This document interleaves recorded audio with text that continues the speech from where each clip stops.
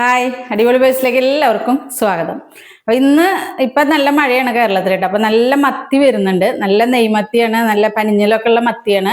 അപ്പൊ അത് വാങ്ങിയിട്ടുണ്ട്. അപ്പൊ നമ്മൾ പഴയ കാലത്ത് എൻ്റെ അമ്മൂമ്മയൊക്കെ വെച്ചിരുന്ന ഒരു വറുത്തരച്ചിട്ടുള്ള കറി, തേങ്ങയൊന്നും ഇല്ലാണ്ട് മല്ലിയും മുളക്. അപ്പൊ അത് കുറച്ച് ദിവസമൊക്കെ ഇരിക്കും കേട്ടോ. പണ്ട് കാലത്തൊക്കെ ഒന്നും മീൻ വാങ്ങില്ല അവര്.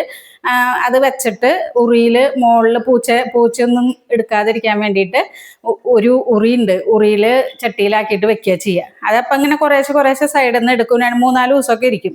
അപ്പൊ ആ ഒരു കറിയാണ് ഉണ്ടാക്കണേ. നമുക്ക് നോക്കാം. അപ്പൊ നമ്മളിത് ചെറിയുള്ളി കുറെ എടുത്തിട്ടുണ്ട് കേട്ടോ. പിന്നെ ഒരു 3-4 ടീസ്പൂൺ, വലിയ ടീസ്പൂൺ 3-4 ടീസ്പൂൺ മല്ലി എടുത്തിട്ടുണ്ട്. പിന്നെ മറ്റേ വറ്റൽമുളകാണ്.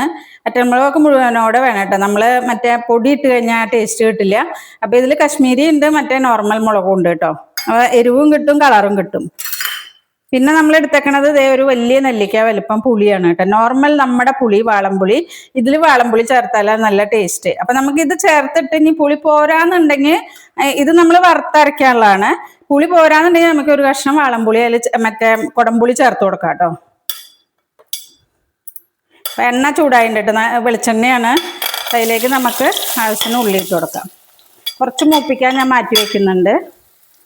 നന്നായിട്ട് മൂക്കണം കേട്ടോ. അപ്പോൾ അതേ 10-12 മത്തിയുണ്ട് കേട്ടോ. അത് നല്ല വരഞ്ഞ് വെച്ചിട്ടുണ്ട്. പിന്നെ അതേ അതിൽ കിട്ടിയ പനിഞ്ഞിലാണ് കേട്ടോ. ഇത് നമ്മൾ വറുത്ത് കഴിക്കും, നല്ല ടേസ്റ്റാണ്. ഉള്ളിയും മുളകും ചതച്ചിട്ടിട്ട് വറുത്ത് കഴിഞ്ഞാൽ അടിപൊളി ടേസ്റ്റാണ്. അപ്പോൾ ഇതൊരു വിധം ഒന്ന് മൂത്തുണ്ട് കേട്ടോ. ഇനി നമുക്ക് നമ്മുടെ മുളകൊന്ന് പൊട്ടിച്ച് കൊടുത്തിട്ടുണ്ട് കേട്ടോ ചെറുതായിട്ട്. ഞാൻ അതിൻ്റെ കുരുവൊക്കെ ഒന്ന് നന്നായി മൂത്ത് കിട്ടണം. പിന്നെ മല്ലി ഇട്ട് കൊടുക്കാം. ഇതൊന്ന് മൂത്ത് വരുമ്പോൾ നമുക്ക് പുളി ഇട്ട് കൊടുക്കാം. അപ്പം നമ്മുടെ പുളി ഇട്ട് കൊടുക്കാം കേട്ടോ. നമുക്ക് ഇതൊരു വിധം ഒന്ന് മൂത്തുണ്ട്. പുളി പിച്ച് ഇട്ട് കൊടുക്കണം കേട്ടോ.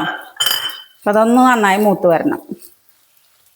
നമ്മുടെ മല്ലി മുളകൊക്കെ അതേ മൂത്ത് നല്ല മണം വരണ്ടേട്ടോ. അതാണ് അതിൻ്റെ കണക്ക്. കരിയാൻ പാടില്ല, കരിഞ്ഞു കഴിഞ്ഞാൽ സ്വാദ് ഉണ്ടാവില്ല.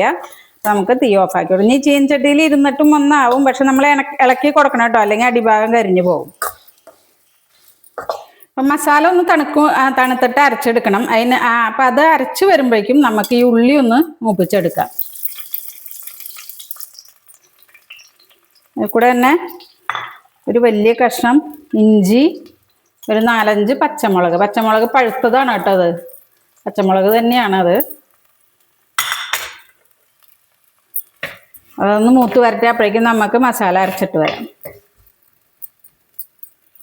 നമ്മുടെ ഉള്ളിയൊക്കെ നന്നായി മൂത്തുണ്ട് കേട്ടോ, ഇഞ്ചിയും പച്ചമുളകൊക്കെ. കറിവേപ്പില ഇട്ട് കൊടുക്കാം. ഇനി നമ്മുടെ അരച്ച പേസ്റ്റ്, മസാലയുടെ പേസ്റ്റ് നമുക്ക് ഇതിലേക്ക് ചേർത്ത് കൊടുക്കാം.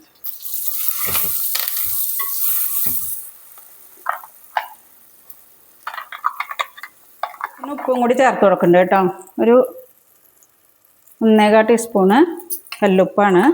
ഇനി നമ്മുടെ മസാല പേസ്റ്റിന് ഒന്ന് ഈ പാത്രം കഴുകിയിട്ട് അതിൻ്റെ വെള്ളം കൂടി ഇതിലേക്ക് ഒഴിച്ച് കൊടുക്കാം. വെള്ളം നമുക്ക് ആവശ്യമുണ്ടല്ലോ, കുറച്ചും കൂടി വെള്ളം ഒഴിച്ച് കൊടുക്കണം.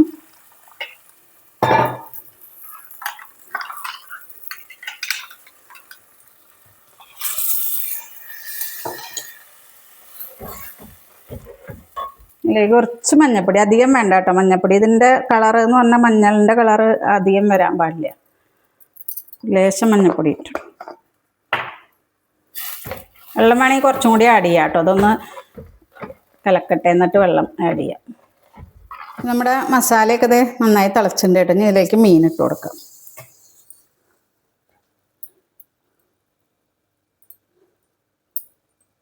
നല്ല മണം വരുന്നുണ്ട് കേട്ടോ.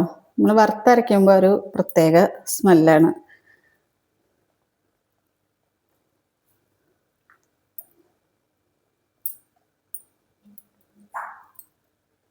ഇതിനി ഒന്ന് നന്നായി തിളച്ച് ഉപ്പും മുളകൊക്കെ അതിലേക്ക് പിടിച്ചു കഴിഞ്ഞാൽ നമുക്ക് തീ ഓഫാക്കാം.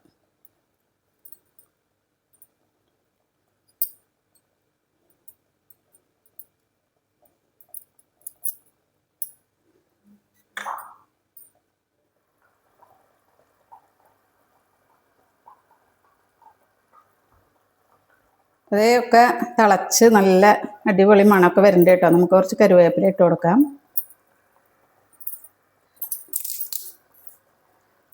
ഇനിയിപ്പോൾ നമ്മൾ ഇത് ഫസ്റ്റ് ടൈം നമ്മൾ ഉണ്ടാക്കുമ്പോൾ ഒരുപാട് വറ്റിക്കില്ല കേട്ടോ. പിന്നെ വൈകുന്നേരം ഒന്നും കൂടി തിളപ്പിക്കും. അപ്പോഴാണ് ഒന്നും കൂടി നന്നായിട്ട് വറ്റിച്ചെടുക്കുക. അപ്പം ഇപ്പം അത് ഇത്രയും ചെയ്താൽ മതി. നമുക്ക് ഗ്യാസ് ഓഫാക്കാം.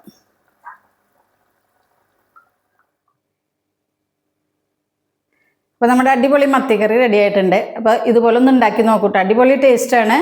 നല്ല ചൂട് ചോറിൻ്റെ കൂടെ കഴിക്കാൻ അടിപൊളിയാണ്. എല്ലാവരും ട്രൈ ചെയ്ത് നോക്കുക. എൻ്റെ വീഡിയോ കണ്ട് ഇഷ്ടപ്പെടുകയാണെങ്കിൽ സബ്സ്ക്രൈബ് ചെയ്യാൻ മറക്കരുത്. ഫേസ്ബുക്കിലൊക്കെ കാണുന്നുണ്ടെങ്കിൽ ഫോളോ ചെയ്യണം. എല്ലാവർക്കും ഷെയർ ചെയ്ത് കൊടുക്കണം. വീണ്ടും ഒരു വീഡിയോയിൽ കാണുന്നവരേക്കും ഓക്കെ ബൈ.